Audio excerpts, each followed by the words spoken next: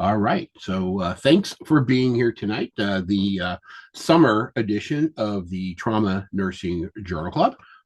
Appreciate, again, all of you being here. I know I'm competing against Joe Biden's little talk tonight. So hopefully you're DVRing it, or if you're not a fan, then, it is what it is. So moving on, all of you should have gotten a copy of the article. That we'll be referencing tonight as part of the Journal Club. Hopefully, you had an opportunity to take a look at it and read it over and think about it a little bit. If for some reason you didn't get a copy of the article for whatever reason, just when you do the evaluation tonight, after we are done, just put a note in the comments box that you didn't get a copy of it. And then when I send you your CE certificate, I'll send you a copy of the article. That way you at least have it and can review it in retrospect. All right. Already mentioned that. So there you have it. For those of you that don't subscribe to the Trauma Geek, please do so. I've got a nice little YouTube channel, probably about 20 videos up there right now. Have recorded all of the sessions we've done of both the Trauma Nursing Journal Club, as well as topics in trauma nursing, as well as some other videos that are up there as well. So if you like what you see here tonight, then you'll definitely like what is online. So I think I give a QR code toward the end if you want to use that to access the channel. But if not, if you just go on YouTube and just type in Trauma Geek, you will see something that kind of resembles my face, and you can just kind of click on that and watch the videos. I think I know most of the people that are online tonight, but if I don't know you, again, thanks for joining us. My name is Steve Weinman. I'm with the trauma program at St. Joseph's University Medical Center in Paterson, New Jersey. St. Joseph's is a state-designated Level 2 trauma center, serving part of the northeast section of the state, particularly Paterson, Passaic County, and some overlap within Morris County, Bergen County, Essex County, and so forth, all the way out to patients who come in from the tundras of Warren and even Sussex County. So again, thanks for being here tonight. Here's the requisite continuing education information for tonight. So you will get up to 1 contact hour of time. In order to claim that contact hour, at the end, I will put up a QR code as well as a link to the chat box that'll let you go over to a SurveyMonkey survey.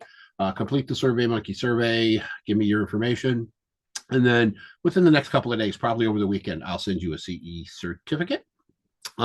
CE is available only for live program participants only. So if you are watching this as video, sorry, time is up. You won't be able to get CE credit, but getting CE credit is only part of the fun of participating in these types of programs. So again, at the end, if you want the CE credit, certainly file up for it. For those of you that are on that don't currently get aren't part of my email list, and you want to get emails notifying you of future sessions of both the Trauma Nursing Journal Club as well as topics in trauma nursing, the companion program I do, which is more clinically oriented, then give me your name and email address, and I'll add you to the growing list of individuals that are on that list. I've mentioned it. I'll mention it again. This is really kind of a trauma nursing education series that I like to do. And again, we do the Journal Club, which is a little bit more of interpretation and look at the topics of interest in trauma in the medical journals. Which obviously is tonight's topic. And topics in trauma nursing is more clinically focused. Not that tonight's won't be clinically focused. If you've read the article, and as you see tonight as we go through the presentation, obviously we're very clinically focused, but with less of a desire for looking at research, we do the more esoteric clinical content for topics in trauma nursing. The next iteration of topics in trauma nursing will be on September 25th at 8 p.m. QR code is available there. I will also send out this particular flyer as well as a link with the email. If you're not QR code savvy, or your QR code your QR code reader is acting up, and you can register for that session. Geriatric trauma, the elderly are just not old adults. It's obviously a little bit of takeoff on children are not young adults or little adults. the elderly are not just old adults. So hopefully, you'll join me for that session on September 25th. Additionally, I'd be remiss if I didn't put a shout out for Emergency Nursing 2024, a little over a month and a half away in Las Vegas, Nevada. So if you are thinking about going, but haven't pulled the trigger yet, please do so very, very, very soon. We got a good contingency of nurses from New Jersey that are going, and it would be great to have you there, hang out with you, and get some good education under your belt. So it's in Las Vegas, and use your ENA membership if you're an ENA member to get yourself a discount for that. All right, so if you haven't attended a nursing journal club, a trauma nursing journal club in the past, the rules are pretty simple. Typically, what I've done is I've sent you a copy of the literature. Basically, the journal club reviews current literature that pertains to the practice of trauma nursing. What I hope to do is evolve an acumen for evidence-based practice in trauma and emergency nursing within the nurses that are attending, not only in New Jersey, but we have people from all over who join into the YouTube channel. Maybe we'll spur some possible ideas for research and papers for publication on your own. We'll talk about best practice implementation with these papers, and give us an opportunity for some level of professional socialization. You know, we are on Zoom, and people like to have a certain amount of anonymity when you come on Zoom. So you're there, and I know a lot of you got your cameras turned off, and you're just kind of chilling, and don't get overly interactive, and that's okay. I get that. I've been doing Zoom meetings now for well over 4 years after with the COVID, and certainly do know that it is a good way of attending and just kind of being low key. But I would like some interaction from people, if at all possible. I'd like to know your opinion, your thoughts. If you're a pre-hospital clinician and you are participating tonight, then certainly I'd like to hear kind of what your thoughts are on the topic we'll be talking about tonight, and just generally sit back and have a good time. Also want to give a shout out to Journal of Emergency Nursing. I am the trauma section editor for the journal. And I'm always, did I say always, looking for individuals who'd like to get published. So if you have a thought on a topic of interest, which could be a clinical pearl, a best practice, maybe a clinical practice guideline that you implemented in your department, a case study that was unusual or bizarre that you'd like to let the entire world know, because if you thought it was bizarre, maybe there's 55,000 of your colleagues out there that'll find it bizarre as well. Then consider becoming an author for the Journal of Emergency Nursing. It doesn't have to be trauma related. Certainly, you can reach out to me if you've got a topic that's certainly off the beaten path of trauma, and I can hook you up with one of the section editors in the other sections for the journal. But if you do have something that's trauma centric, reach out to me, let me know. At the bottom is the website for Jen. You can go on, you can look over some of the author guidelines and things like that. But more importantly, if you do have an interest and you'd like to put pen to paper or fingers to the keyboard and write something up and get published, which is a tremendous amount of fun, then reach out to me and I'd be happy to put you in the right direction or even work with you.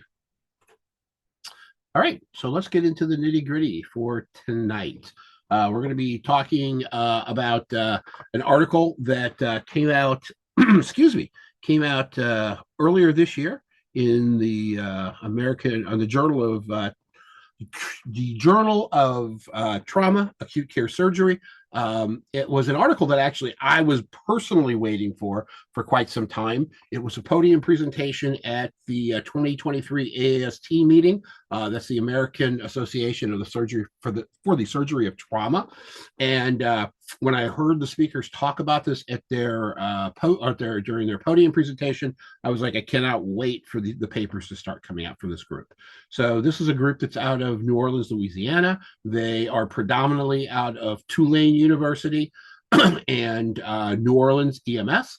And the title of their paper is Faster Refill in an Urban Emergency Medical Services System Saves Lives, a prospective preliminary evaluation of a pre-hospital advanced resuscitation care bundle.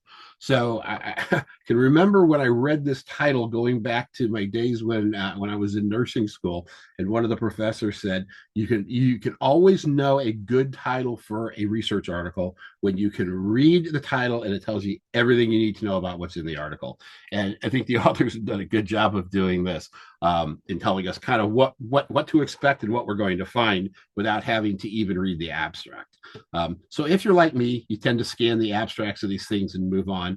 The abstracts are great to read, but I usually just kind of look at them to say, is this something I want to get a little bit more in depth on?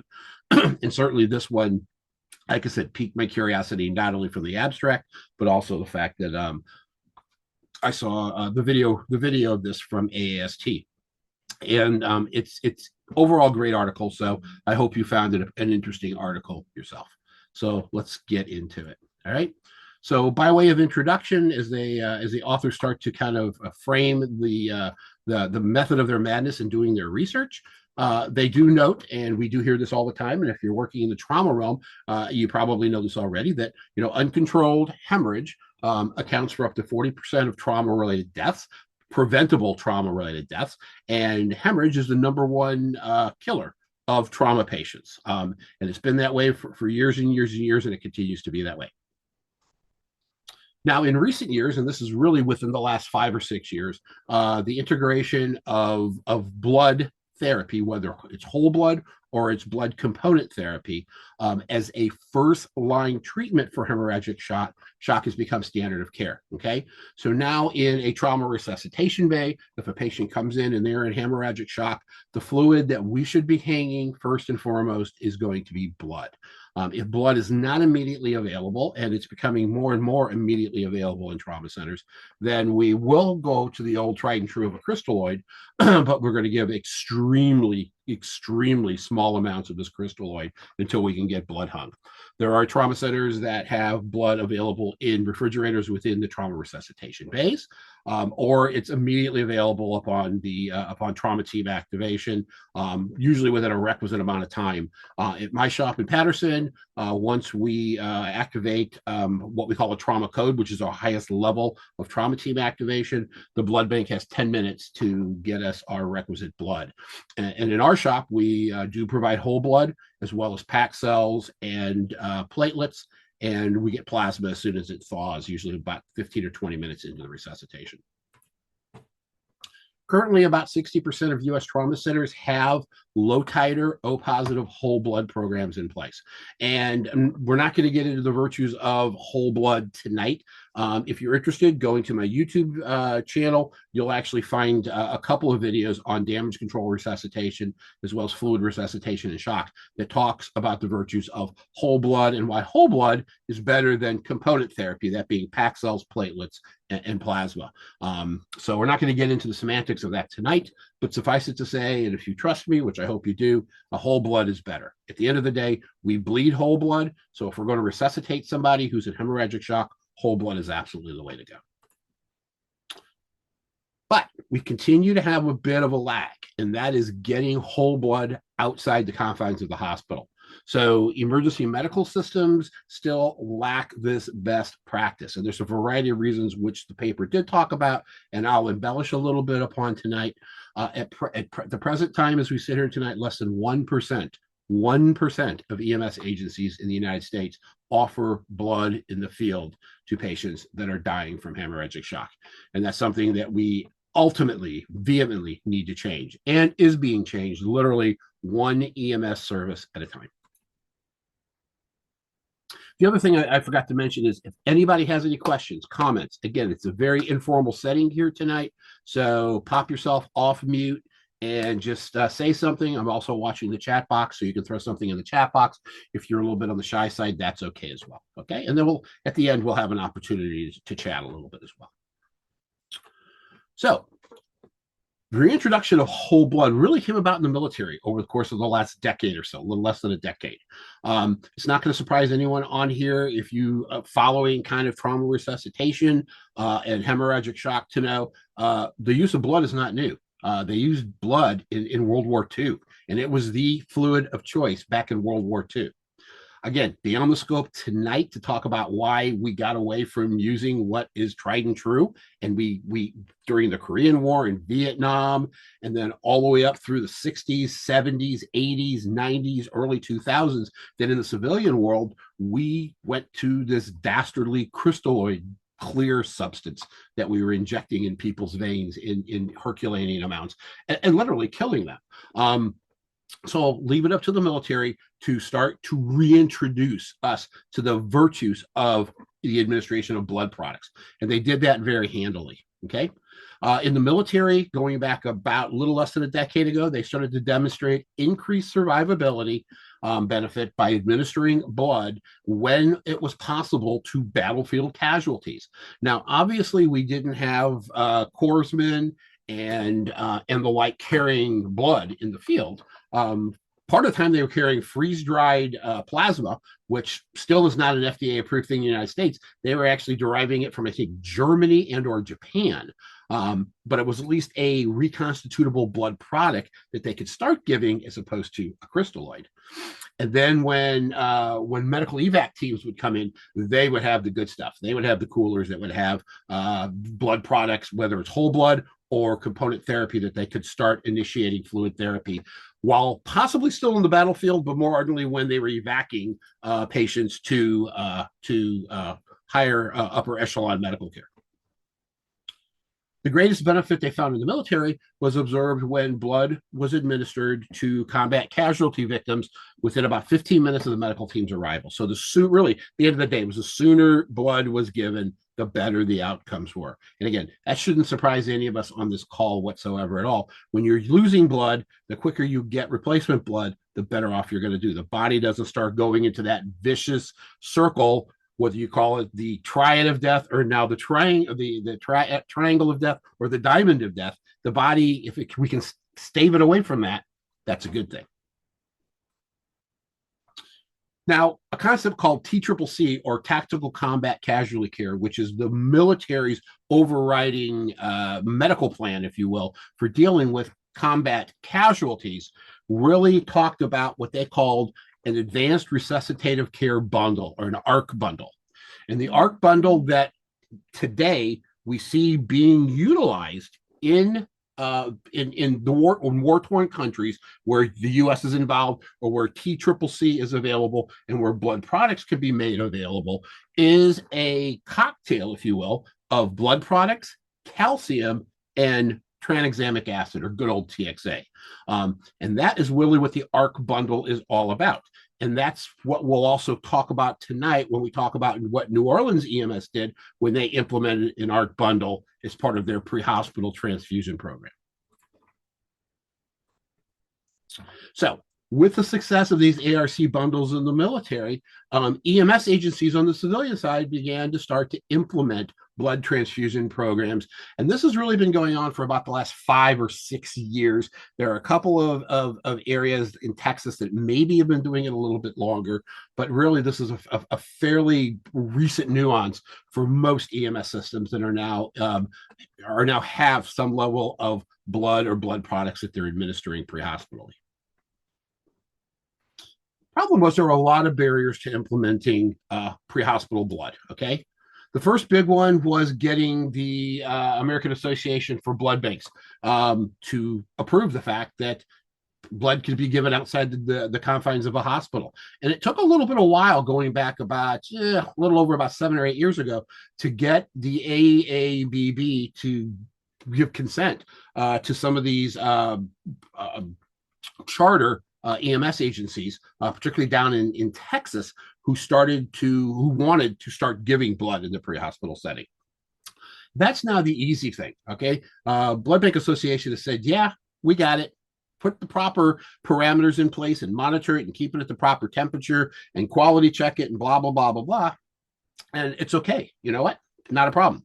So that was one big obstacle out of the way, but unfortunately, many, many more remained, right? There is a substantial cost to implement a blood transfusion program in the pre-hospital setting, to administer it, and the logistics of implementation. Very, very, very costly. It's not a matter of just grabbing a unit of whole blood, throwing it on the shelf of an ambulance, and using it when you need it, okay? Whole blood has a very short half-life, all right? Somewhere between about 25 and 35 days, depending on who you talk to and how services are using it, okay? Has to be stored in a very rigid temperature, has to be stored in an appropriate container that keeps it refrigerated at an exacting temperature without deviations of as much as a half a degree to a degree in the course of it being stored. You can't just administer it through an IV tubing. You have to have blood tubing and filtration, ideally pressurized systems and warmers.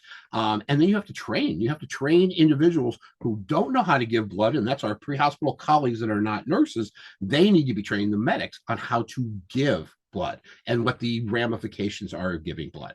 So those types of things have to be put in place. The good thing is, as agencies have started to come online and put protocols in place, it's not like inventing the wheel anymore. We can take established protocols, established training modules, and utilize them. And that's what agencies are doing. There's an entire network out there. I believe it's called the Florida Whole Blood Coalition. And even though it's got a Florida name on it, it's really all of the agencies that are delivering whole blood kind of feed into this coalition and share best practices and data and stuff like that, which is really, really cool to see. Reimbursement to this day continues to be a big problem. A unit of low titer O positive whole blood runs anywhere from about $500 to $750 per unit. And here's the problem. If you are not associated with a hospital-based EMS system, so you're not in New Jersey, you're not Robert Wood Johnson, Atlantic, Hackensack Meridian, right? Claremont, etc. And you are of course, in New Jersey, it's a little different because all of the advanced life support assets are tied to a hospital. It's not that way in the rest of the country, where ALS could be a municipal ALS agency, fire department run. It could be a third party, not affiliated with a medical center. Problem is, you can get the blood, but the problem is you can't charge for it. Right now, you can charge for it, but you're not going to get reimbursement for it because right now, CMS has not approved pre-hospital blood for reimbursement. Now, there is something floating that came out about 2 weeks ago that CMS is looking at this. The thought process is probably over the course of the next 6 to 8 months. And if there's anybody out there in the pre-hospital setting and more administrative and knows a little bit more about this, certainly chime up when the time is right. But CMS is now floating it and looking at it and considering it, and very optimistic that over the next 6, 7 months, maybe a little longer, CMS will approve blood in the pre-hospital setting for reimbursement. And once they do that, it'll open it up to commercial insurance to pay for it as well. But right now, if you're not associated with a medical system and you give this blood, you can charge for it, but you're not going to get reimbursed for it. And the problem is, even if you are a hospital-based provider, Robert Wood Johnson, Hackensack, whatever the case, if you give blood to a patient and you take them to a hospital that's not part of your system. So if Hackensack gives blood to a patient and then brings them to St. Joe's, they cannot charge them for that blood. Okay. So there's a bit of a problem there, a bit of a skew for it. It shouldn't stop you from doing what's right and what's the best practice and what will save lives, as you hopefully you saw in reading this paper. And if you read other papers, you'll see. But it is a big problem that's being looked at right now. And then there are a lot of regulatory hurdles. States always legislate. Most states legislate EMS practice in the clinical setting, and it's problematic because right now paramedic scope of practice does not talk about blood transfusions. Nurses operating as part of aeromedical or even in some specialty care transport systems, depending on what state you're in, because they're nurses and it's within the nursing scope of practice to administer blood, that's okay. But the vast majority of ground-based EMS providers operating at the advanced life support level are paramedics, and it's not part of the paramedic scope of practice. So waivers have to be put in place. There has to be training programs that are put on by the medical direction of your individual agencies, and all of this has to be put in place. And like I said, a lot of it is there. It's already blueprinted because of the agencies that have already put it in place, but still, it adds time and cost and a bit of an obstacle to getting these programs up and running. So that's some of the obstacles that we see out there, unfortunately. Blood products that are typically going to be carried and are being carried by EMS providers that are carrying them are either component therapy, so usually red blood cells, okay? Some of them are carrying also they're not carrying plasma at this point in time, but really red blood cells or low titer O positive whole blood, with low titer O positive whole blood probably being the more common blood product of anything. When we look at the systems that they're going into, there's a couple of considerations there as well. If you're operating in a suburban system or a rural system, then you are usually far enough from a trauma center to where getting the patient in your ambulance and then getting started to the hospital and having time to administer blood and any of these peripheral products is not going to be a problem. It's not going to result in extraneous time left on scene. One of the problems with an urbanized environment is typically urban areas are usually fairly close to trauma centers. Okay. Certainly in the state of New Jersey, our big urban hubs are typically towns or cities that have a trauma center in them, right? And the transport times are very, very short. Where my shop is in Patterson, transport times for patients coming out of Patterson to come to St. Joe's are really short. I mean, you're talking 5 minutes, 6 minutes, 7 minutes. So there's a consideration of, can we give patients blood and still get them to the hospital without an inordinate amount of time going by, without delaying transport? And I think that's a reasonable thing to ask. Or the other question is there enough time? Once they put them in the back of the ambulance, before I know it, the doors are opening up and we're offloading at a hospital. I haven't had time, barely got an IV in, let alone giving blood. So all of these things were floating around out there, particularly in an urban environment. And that's one of the tasks for this paper, was looking at the delivery of blood products in a very urban environment, that being New Orleans EMS. So we'll see what they find out. And it's not well described in the literature. If you look at what's out there in the literature, it really comes out of places such as Texas. It comes out of some spots in Florida that are giving blood now. There's some stuff in North Carolina. But again, these tend to be either rural environments, and Texas is an extremely rural state, and more suburban environments like Broward County, Florida, Coral Springs, Florida, places like that. So the other thing the authors were looking to do was, come up with dispel a rumor that in an urbanized environment, there's not enough time to effectively administer blood. So I give a shout out to New Orleans EMS, to NOLA. NOLA EMS is a very progressive EMS service that is part actually of the Department of Homeland Security within New Orleans. It's not part of the Department of Health. It used to be. It's not part of their public safety network. It is actually part of Homeland Security within New Orleans. It's a mixed ALS BLS system, like EMS tends to be throughout the rest of the world. There are some ALS only ambulances that are on the street. There are some mixed ALS BLS or ALS and BLS providers, an EMT and a medic that ride, and then there are chase cars that are staffed with medics. They handle a fair volume of calls down there, about 70,000 calls a year, and they've got a pretty high incidence of penetrating trauma. If you've ever been to New Orleans, you know exactly what I'm talking about. It's a great town to go in. It's a great town to party in. It's a great convention town, but it's got its pockets of urban decay and a very high incidence of penetrating trauma, which is certainly why New Orleans EMS was a great agency to start kicking off the whole thing and try to dispel the rumors of blood administration in an urbanized environment. Will it work or will it won't work?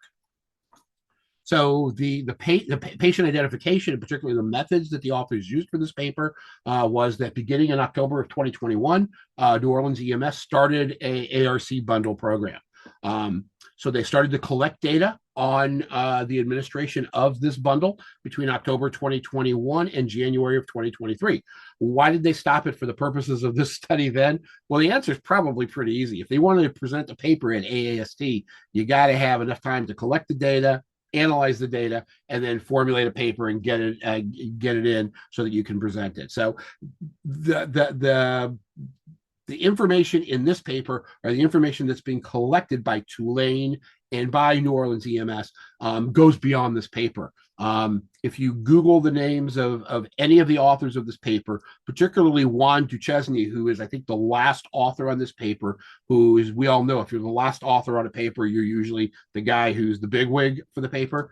If you Google his name, Juan's name, you will find that he is the guru now of pre-hospital blood in the New Orleans sector. And they have probably published, in addition to this one, probably about 3 or 4 other papers and had some presentations where they've taken a lot of the data that they've collected, not only from this particular cohort, but from expanding, because it's now been a year and a half since the data collection stopped for this. And they've actually found and grown and be more and are more robust in some of the data that they're putting out there. So what they did is they designed the study to be prospective and control match study.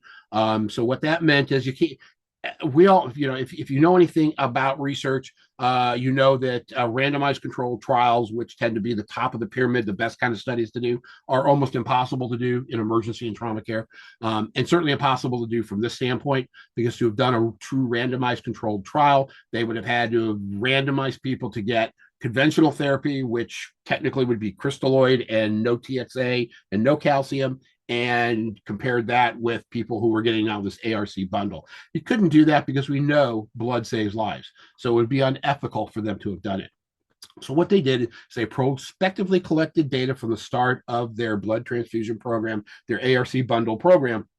And then they went back into the Tulane trauma registry database, and then they pulled out retrospectively similar patients from back before they started obviously doing blood therapy, and that became their control group. And it worked out very nicely, as we'll see. So the ARC bundle that they were giving then, and they are still giving now in New Orleans, is they give 2 units of packed red blood cell. They're not using whole blood. They're using packed red blood cell. They do 2 grams of calcium chloride and then 2 grams of TXA. And that is their bundle. And the prime op for the medics that are administering this is get on scene, get off scene, get en route to the hospital, and then give as much as you can blood to the extent that it's needed. Give the 2 grams of calcium chloride and the 2 grams of TXA. Okay. The inclusion criteria was pretty straightforward. It was any patient with traumatic injuries, and particularly they teased out penetrating trauma for the purposes of this study.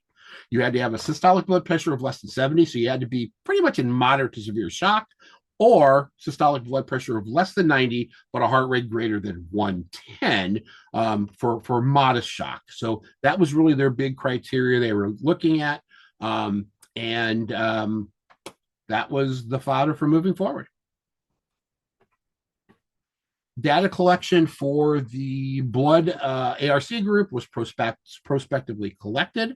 And again, I mentioned the fact they went into their database and they pulled out a cohort of a number of patients that, again, had actually had just trauma in general for a period of time, in this case from 2016 to 2019, to serve as their control group. The data they collected prospectively, and they collected a lot of data, and table 1 in the article shows you a lot of the data they collected, and we're going to go over some of that in a few minutes. But they obviously looked at the patient age, they looked at the heart rate upon initial EMS assessment, they looked at the systolic blood pressure upon EMS assessment, they looked, they performed what they call a NISS score, which is a new injury severity score. Not going to get into the semantics of injury scoring tonight. But suffice it to say, we're looking at the totality of the injuries, the more severely 3 areas of the body that are injured most severely, and that then gets figured in for probability of survival at the end of the day. Whether or not the ARC bundle was used, that obviously is a big thing. They looked at time intervals, and the time intervals they looked at was basically from 911 call at their 911 receiving center through hospital arrival, and then they broke that down into time call received to time EMS got on scene, EMS on scene to EMS leaving scene, and then EMS leaving scene to EMS arrival at the hospital. Very practical and commonplace time factors that we record in EMS. And then there was a bunch of other data, which we'll look at very shortly in table 1. Then there's the statistical stuff, the stuff that nightmares are made of, right? The stuff that keeps us awake at night if you're trying to do a paper for your master's degree and you've got to do a research paper, right? So I'm not going to spend a lot of time on the stats tonight, other than to say the methodology that they use is very commonplace for these types of studies. The software they used was very commonplace. They chi-squared it, did Fisher's exact test, and that is really to make sure that what was happening wasn't happening just by random circumstance. They did stepwise logical regression. We'll see that in one of the charts. And that is really taking a look and looking at some of the individual factors that might contribute to, in this case, mortality, and then teasing them off to say, these are less likely to have impacted mortality, and these are more likely to have impacted mortality. And then obviously the good old p-value. And a p-value, once again, greater than 0.05 was considered to be clinically statistically significant. And as I've always said, when you get p-values that are less than 0.05 and you're studying something, it tells you that you might be onto something. Nothing definitive, but you might be onto something. All right, so let's look at the results very, very quickly here. There were a total of a little over 2,000 patients they evaluated. That included both the patients that they prospectively evaluated and the patients they pulled out of their trauma registry database. They then went through all of these 2024 charts, and they pulled those out that didn't meet some of the criteria. So the big group that went out was non-penetrating trauma. So immediately they lost about a little over 1,000, almost 1,050 charts for that. Patients who were in cardiac arrest, patients who were not technically hypotensive, so a blood pressure greater than 90. If there was data missing, those got thrown out, and then isolated head injuries got thrown out. At the end of the day, they came up with a cohort sample of 210 patients. Of that 210 patients, 61 were ARC bundle recipients, and 149 served as control patients. Now, the first thing they looked at was bundle compliance. Were the medics able to give the bundle in what would otherwise be a relatively short span of time? And it was a resounding yes when you looked at the data. This is the initial 61 patients that they did. So this is really from the start. The compliance was impressively high. So what they found is that 100% of the patients received some amount of blood. All right. So at least 100% received what they described as at least 1 unit of blood. 98% received 2 units of packed cells. Okay, phenomenal. All right. Calcium chloride, 97% of the patients received the requisite 2 grams of calcium chloride. Wonderful. TXA, dogs all of us, doesn't it? About 74% of the time, they got the requisite 2 grams of TXA. So not too terribly bad. If you're going to prioritize what the patient is going to get, I think they prioritize the right way. The authors noted that for those individuals that did not get calcium and did not get TXA pre-hospitally, they typically recognized it and gave them the requisite dosing of those 2 products within usually the first few minutes of arrival in the trauma bay. So they were compliant in that they did get that as somewhere as part of the half an hour from EMS arrival clinical care. All right, so, and this is going to be tough to see. I apologize. Really thought of 100 different ways to try to make this chart a little bit bigger for you to see it. And trust me, I'm having as much trouble seeing it as you. So we'll go over a couple of things here that I think are great. It's great data that they called out immediately. So one of the first things was they looked at the heart rate, and they looked at the heart rate between the control group and the study group, and they found that again within about 7 beats per minute of one another. So they were pretty much kind of of similar quality, if you will. Obviously, the ARC bundle group would have been technically a little bit sicker because their heart rate was a little bit higher than the control group, but it wasn't statistically significant. Shock index, they did look at that. And even though the shock index was not a variable they used for inclusion criteria, because if you know the shock index, you know that you can have a high shock index, but you can have a systolic blood pressure that isn't necessarily less than 90. You could have a shock index in somebody who's got a heart rate of 120 and a blood pressure of 100 systolic, and it could be a shock index of 1.2, but the blood pressure doesn't really fall to the level of needing to fluid resuscitate him because you don't want to overpressurize the pipe, so to speak. But they did find that the individuals in the ARC group did have a higher shock index than those in the control group. So technically, they were a little bit sicker as a result. Another thing that they noted was pre-hospital intubation. And they weren't looking at pre-hospital intubation. They were just collecting the data. They've now got an entire different study and paper that's been published on this. But they found a huge decrease in the number of patients that had to be intubated in the field versus those that were intubated before the bundle. The questioning, and it's not answered in the paper, and I question, is it just because they didn't have enough time to intubate, or did they not have to intubate? That's not something that's going to be answered. There's another paper that the same group has just recently published on it that I haven't had a chance to look at yet, and it's asking that exact thing with several different cohorts of similar patients. At death, they looked at death in these patients, and they looked at death in the emergency department. There was a statistically significant decrease in death. They only had 2 out of 61 of the patients died. So about 3.3% of the patients died in the emergency department, got the ARC bundle, compared to a little over 10% who died in the emergency department that were part of that control group. That's significant. And then they looked at 24-hour mortality, and then all-cause mortality for the after the patients were hospitalized. And again, in both of those groups, they found a marked decrease in mortality. Okay, 6.6% of the patients in the ARC bundle were dead within 24 hours versus 21%. So you've got a marked decrease in 24-hour death. And then for hospital discharge mortality, it was 11.5% for the ARC bundle versus almost 26% in the control group. So the data is looking very promising. All right, data definitely is looking promising that there's a survival benefit here. A couple of other things they looked at, because again, we wanted to look at time intervals. So they did look at the time interval. They looked at the arrival from scene to departure. And they did find that there was a little bit of a delay, on the average about 2 minutes increased scene time for these patients. All right.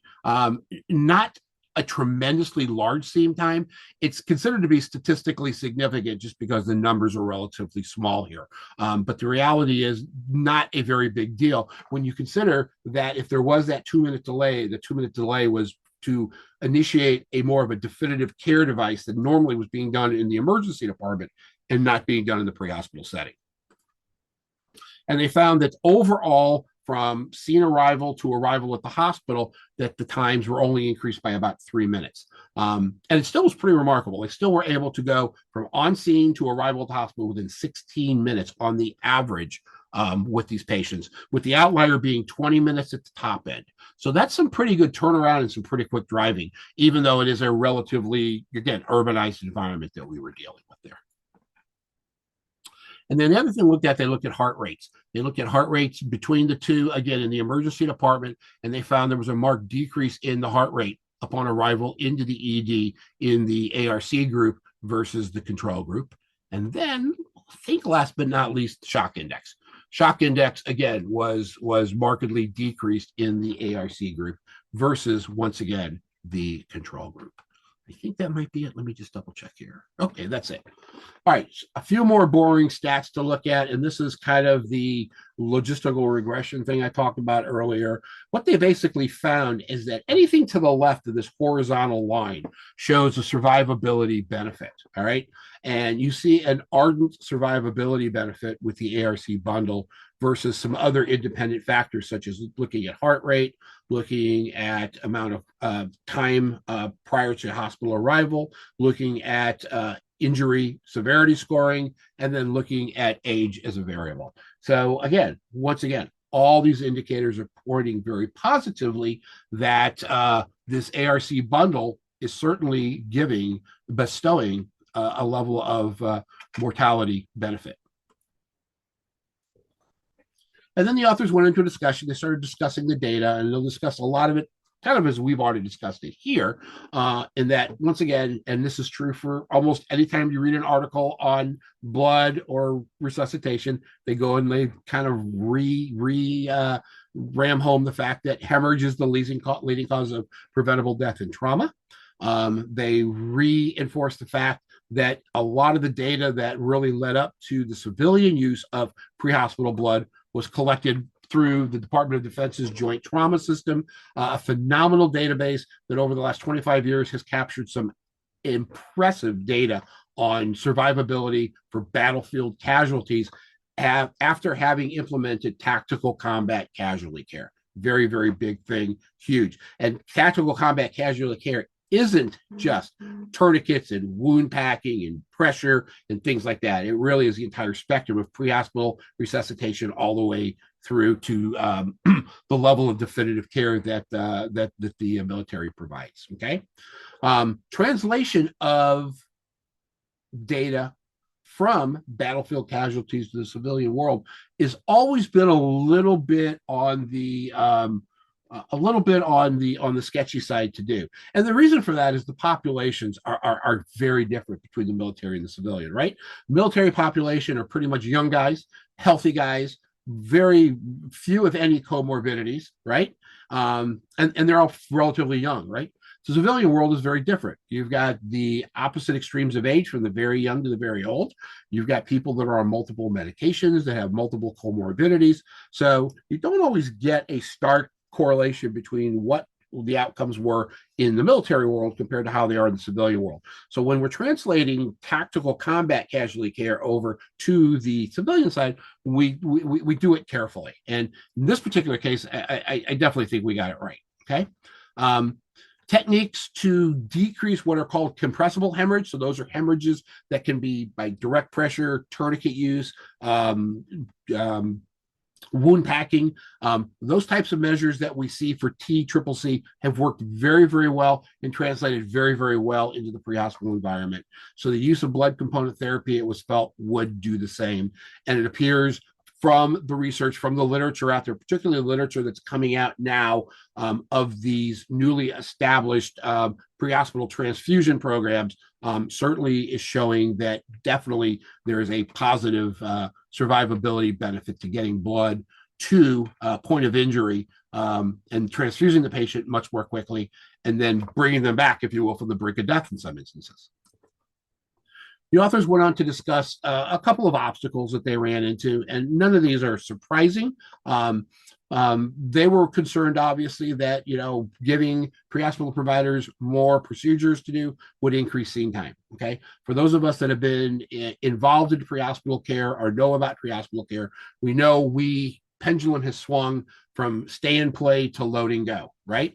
And for many, many years, the edict was get on scene, stay on scene for a while, get as many procedures as you can get done, intubate the patient, and then get them to the hospital. And we found mortality was abysmally high. Okay, so we moved and the pendulum swung to the load and go. The load and go model absolutely has decreased mortality, but by loading and going, but not doing what we need to do from a definitive care standpoint or to start definitive care, certainly can have its own set of problems. And again, something to be considered. Okay. We also need to talk about this urban environment, because there's a lot of skepticism that in an urban environment, there's the time to do some of these procedures and it won't cause an inordinate delay in scene time. And what we're seeing in both urban environments and suburban environments is that there isn't a time suck into scene time. In some instances, the patients are load and go, and blood therapy is being started en route to the hospital. We're not waiting to transport the patient to get the blood going on them, which I think is very, very important and a very smart way to go. But up until now, and up until this study, there was really no prospective information available to show a survivability benefit by using pre-hospital blood, particularly in this urban system. The authors then went on to do a review of the literature. All of these papers that are listed here are papers that are referenced in the article that I sent you, so you can certainly take a look at them. But kind of at a high level look, the Pamper study One of the conclusions of the Pamper study was that for every 1 minute delay in administering blood products and TXA, there's a 2% increase in mortality. That's a pretty stark conclusion to come to. All right. So, think about that. For every minute delay, there's a 2% increase in mortality, right? The San Antonio study showed an improvement in vital signs and early mortality benefits, particularly ER deaths, were decreased when they started giving blood, but it failed to show an overall mortality benefit. The patients were still dying at roughly the same percentages at 24 hours and 48 hours and weren't being discharged. But there were a lot of extraneous variables that went into that particular study, and a lot of things that are outside the span of being able to be covered with from the pre-hospital environment. Once we get the patient to the hospital, we get them alive, we get them somewhat stabilized. What happens to them afterwards is out of our hands. But the fact that it found improvement in vital signs and an increased early mortality benefit is something that we at least think positively about. There was a study that came out and created a little bit of controversy in the EMS world. It's called the refill study. This was a study that was based out of the UK, particularly out of London and the London HEM system.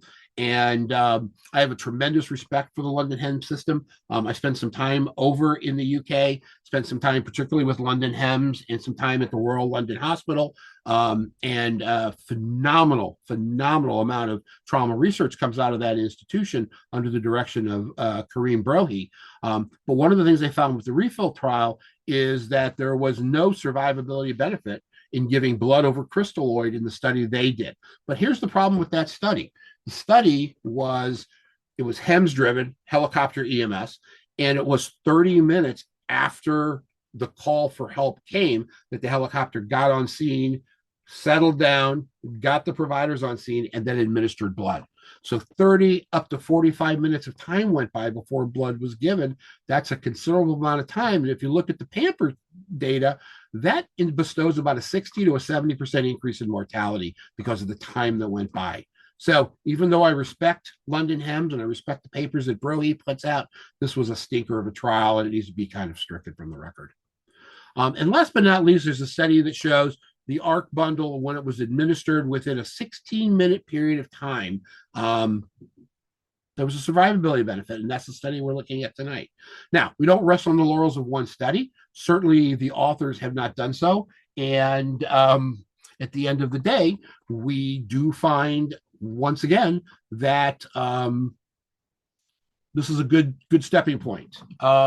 Yeah, I agree. The UK doesn't have as many guns as we do, for sure, but they do have a lot of stabbings, and they do have a lot of people that are injured in road collisions. So hemorrhage is hemorrhage at the end of the day. So I agree with you. They're not seeing quite the penetrating trauma that we do. But again, delays in treatment are still delays in treatment. And when you're doing these trials like that, that absolutely is a contention point that you should be discussing before you put out your data. And then one particular item with this study that I found very interesting, but has since been rectified, is that none of the blood that these patients received in the study was warmed. The packed red cells were given cold. London, oh my goodness, New Orleans EMS basically said, hey, look, we got the approval to give the blood. We put the protocols in place. What we didn't have in place is the financing to be able to get fluid warmers in our ambulances and in our chase vehicles. So they did give the packed red blood cells cold. But what they did find is that there was no appreciable change in temperature from the 2 units of packed red cells that went into the patient.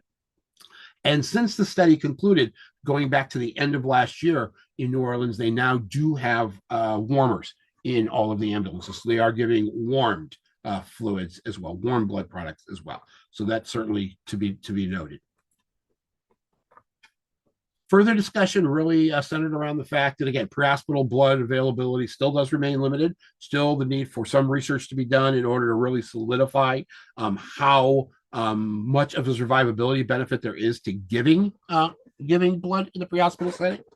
From a New Jersey point of view, right now there are only really that I've been able to identify two two assets that provide blood in the state of New Jersey in the pre-hospital setting. Going back to, I can't remember if it was Hurricane Sandy or if it was Hurricane Irene, complete devastation to Puerto Rico, where guess where normal saline and lactated ringers are produced? Puerto Rico, biggest distributor, right? So the industry for normal saline and lactated ringers went offline for a while. So there was predictions of huge shortages of crystalloid. And as a result, a lot of waivers were issued. In New Jersey, Department of Health issued a waiver only for aeromedical use of blood products. So that's been on the books for quite some time. But even to this point in time, right now, only Hackensack AirMed provides whole blood up here in the northern part of the state. And then JeffStat out of Atlanticare provides blood down in the southern part of the state. Now, what's interesting to note about JeffStat is that they actually are a Pennsylvania aeromedical organization, but they are staffed with their medics and their nurses through Atlanticare. So, and they do cover down in the southern part of New Jersey. They do scene flights down there.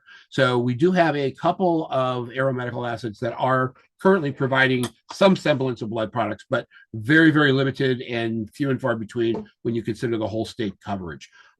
Right now, there is ALS waiver that is being considered at the state level. It has been given absolute thumbs up by both the MICU Advisory Council, the MAC, which is the group of mobile intensive care projects throughout the state. And it's also been given extreme thumbs up, and we've got to make this happen, by the State Trauma Advisory Committee, which represents trauma medical directors, nurses, and surgeons from across the state of New Jersey. So we're somewhat optimistic that over the course of the next 6 months, 8 months, maybe a year, we will see a waiver come out of Trenton that will allow for the administration of blood by our ALS assets. But again, it's not without complications, because the waiver has to basically say that since paramedic scope of practice doesn't cover it, that now it's going to be incumbent on the medical directors of these ALS projects to be able to provide protocols and do training of the medics to be able to administer blood. Again, the work has already been done. Many programs are already got it implemented with the paramedics, and are doing a very, very good job at it. And as such, I don't think it's going to be a heavy lift to make it happen. Finally, I put a list of areas of the country that do have pretty active and growing pre-hospital blood programs. Most of them are in the southern part of the state.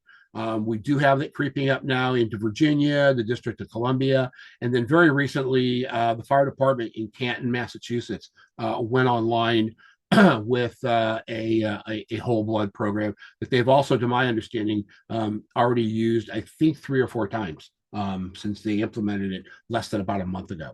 So slowly but surely, blood programs are coming online in the pre-hospital setting. So I don't want to detract too much in talking about TXA and calcium, but this is part of the ARC bundle, and it's part of the ASC bundle because a couple of things that we do know, particularly about TXA, for all the pomp and circumstance surrounding the administration of TXA, things have changed in its administration over the last 4 or 5 years. We have found that most of the studies on TXA were done from a definitive care standpoint, and we were not looking at early administration. Early, like as quickly in the pre-hospital setting as possible. And I think our dosing was also a little bit off.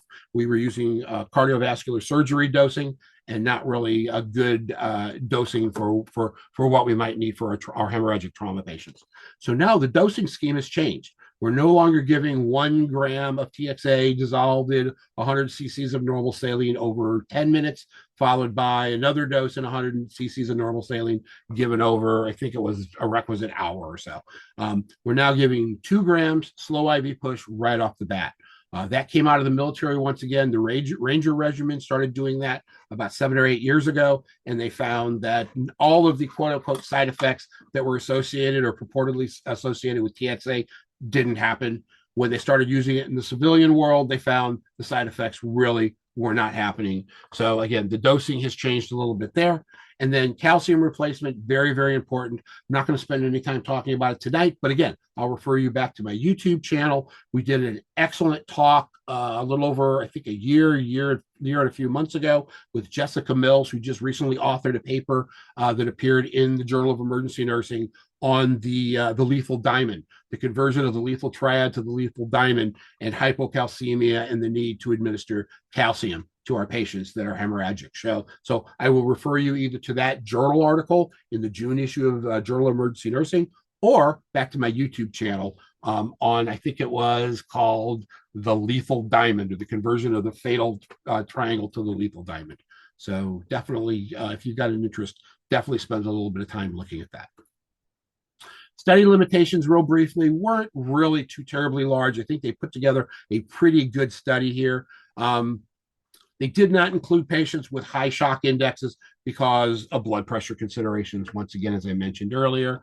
The injury severity scoring that they did, they think that might have limited them, and they probably ruled out some patients as a result that they could have included in the study that they didn't. And then once again, they have found that even though I don't believe there was a huge compliance issue with administering the requisite all three components of the ARC bundle, only about 74% of the patients got TXA.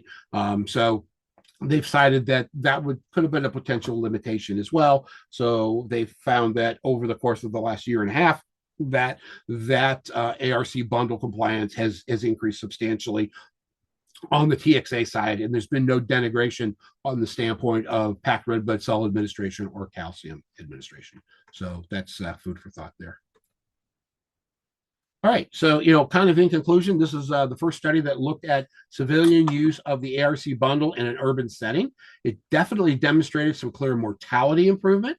It definitely demonstrated that in an urbanized EMS system, that you certainly can provide pre-hospital transfusion therapy as well as the peripheral components of the ARC bundle without any appreciable increases in scene time and or transport time to definitive care. And on a side note, and this has been published separately, they saw a benefit in a huge decrease in the number of patients that needed to be endotracheally intubated in both the pre-hospital setting and in the resuscitative phase of care, which again, it was a happenstance that they weren't expecting, but certainly something that I think is very, very positive. As we all know, intubating patients that are hemodynamically unstable is never a good thing to do. Increases their mortality, unfortunately, even though we know what we need to do to get their airway under control. But anything we can do to provide them with the therapy, if it's blood, if it's the bundle, then that's great. That can push them off and not have to be intubated or not intubated until the time they go into operative intervention is a very positive thing indeed. All right. So, again, summary here shows, again, hemorrhage, leading cause of preventable death. DoD data has certainly once again been translated into the civilian world, which is great to see. And what we're starting to see is the use of these ARC bundles are popping up with our EMS agencies, and we're starting to see a progressive number of agencies that are coming online weekly and monthly that are putting these practices in place. All right. So I'm going to take a few minutes now, open the mics up. If you guys want to come off mute, if you want to. Anybody have any questions or comments about the study, about anything we discussed? I discussed.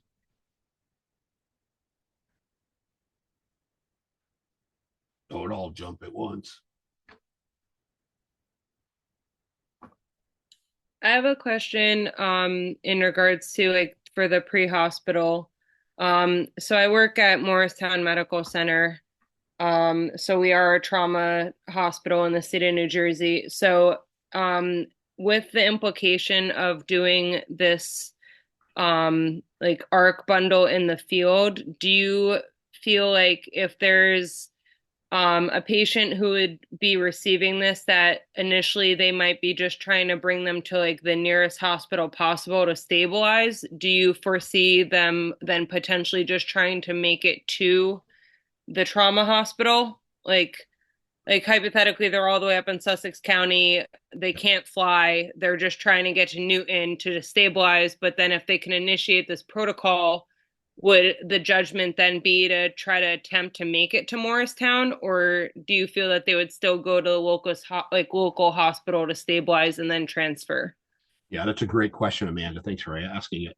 So, ideally, and from what I have heard and from what I have seen in reading the literature and participating in a lot of roundtable discussions on with systems that are using pre-hospital blood, is that, and as you saw that in some of the data, is it did in many cases stabilize somebody. It took them from being extraordinarily tachycardic, a high shock index, and modest to moderate hypotension, and it brought them back and it stabilized them. So if we can actually give them a blood product and stabilize them, then yeah, the need to divert to a closer facility because the patient is in imminent danger of death, hopefully will decrease.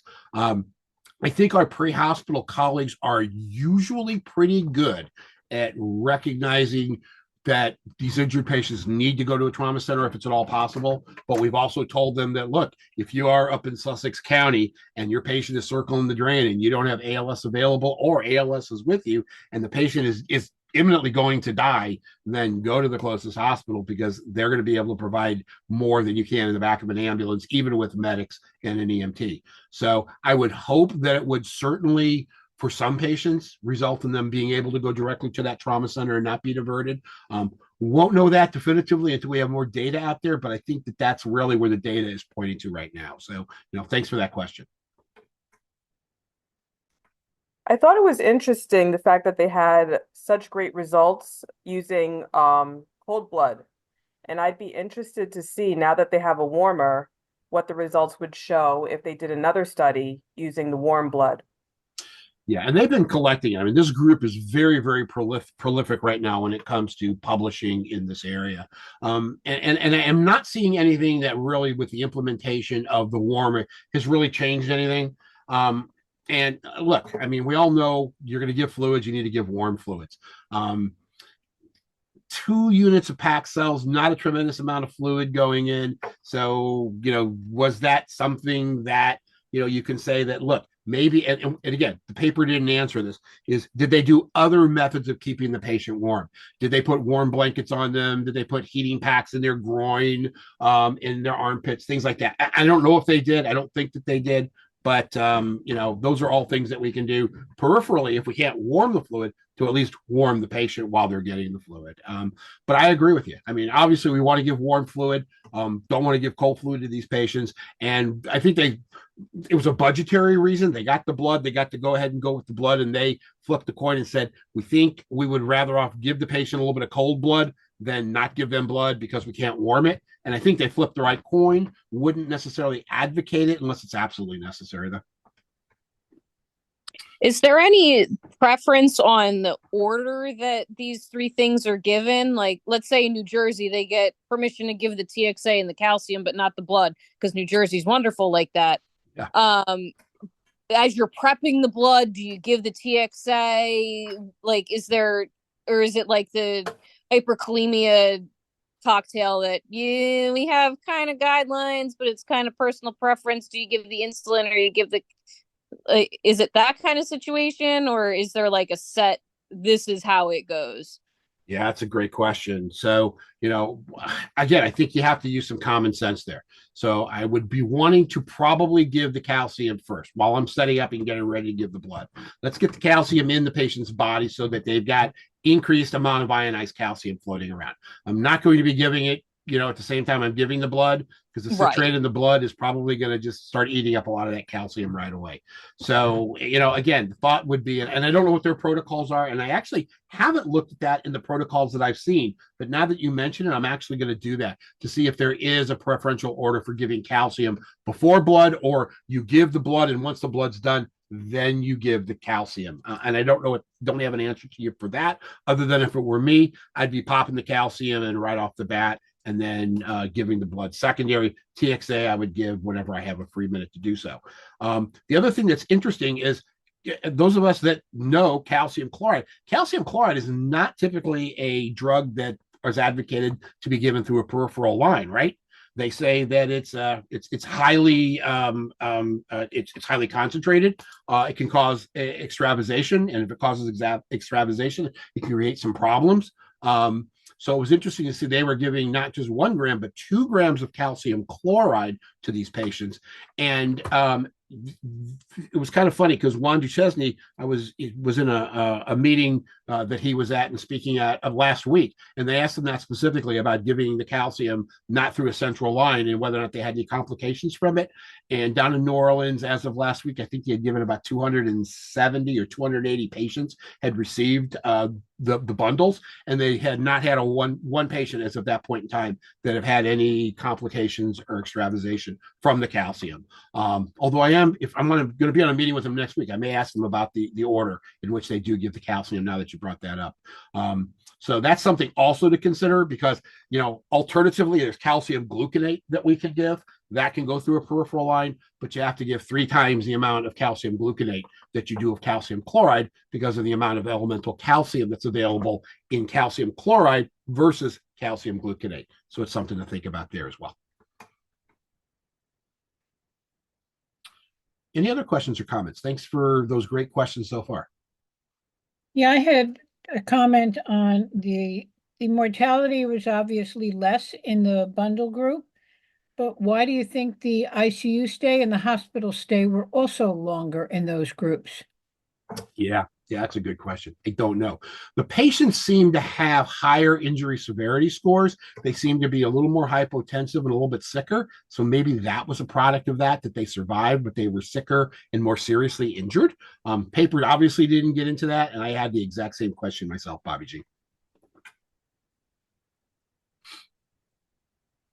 And my other question is, did you get the feeling when you're looking at the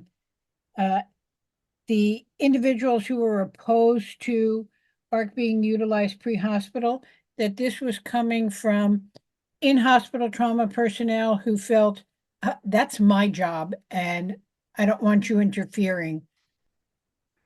I would hope not.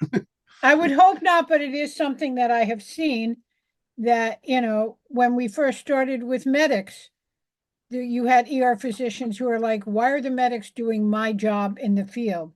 And now you have people doing trauma doc's job in the field by, administering these substances pre-hospital. Yeah. I think we're living in different times now. Because I've been around long enough to have been around and saw that as well. I will tell you in my conversations with trauma surgeons across the state, serving both on the state trauma advisory committee and the hospital trauma council, is that there is 100% agreement that we should be giving blood in the pre-hospital setting.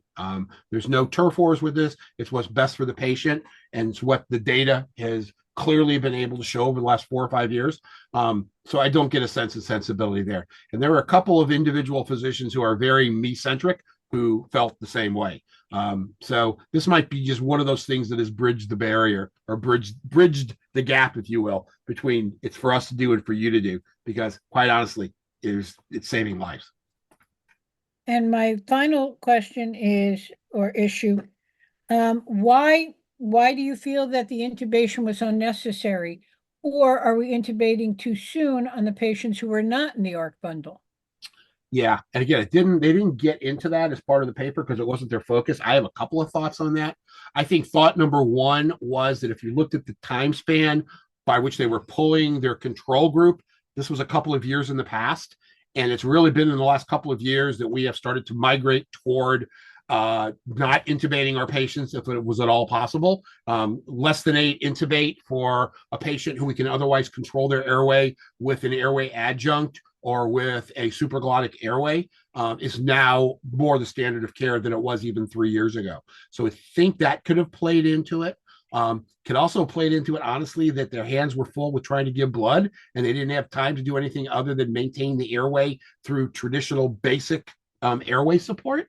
But I will tell you this, is that some of the studies they have done since then have continued to show that the patients are less likely to need to be intubated. And it might be that in some of the cases, they're reversing shock significantly enough to where mental status is normal, near normal, or non-intubation status. So, any of that could be possible. And it would just be speculation on my part. Excellent questions.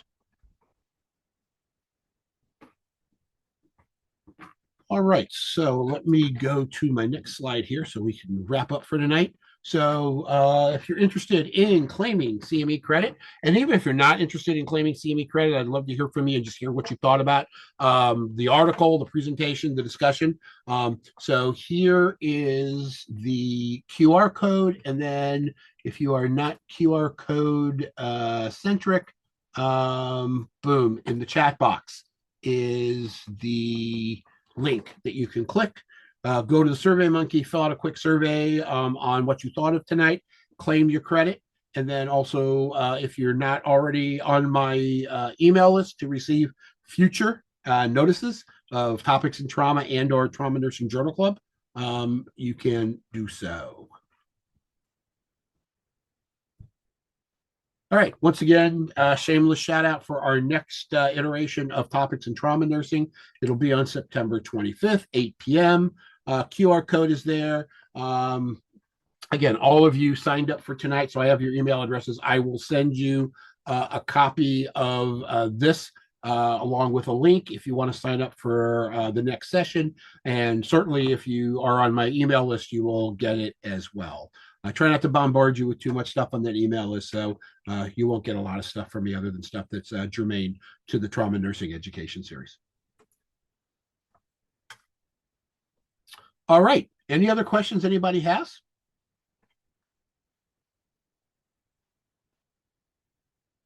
All right. Well, look, I appreciate all of the time you guys. I have a question, Steve. Steve, yeah. I have a question. Yeah. Hey, Kath, how are you? Hey, everybody. I'm going to give a shout out to Steve. I don't know if he announced this on any of his last events, but Steve actually won the ENA National Award for Injury Prevention, and I can't think of a better recipient. So, Steve, I hope a little shout out to you, a little clap for you. Congratulations. And I just wanted to give to know that Steve has been honored by ENA National. So it's a big deal.